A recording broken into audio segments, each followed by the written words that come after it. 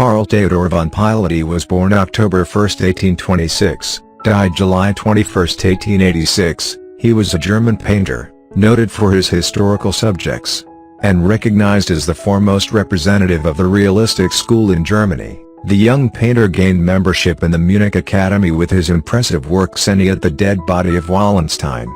He became a professor at the Academy in 1856. Piloty executed a number of mural paintings for the Royal Palace in Munich, and for Baron von Schack he painted the celebrated Discovery of America. In 1874 he was appointed keeper of the Munich Academy, and he was later ennobled by the King of Bavaria. Many of Piloty's pupils became distinguished painters, including Hans Mockert and Franz von Bach.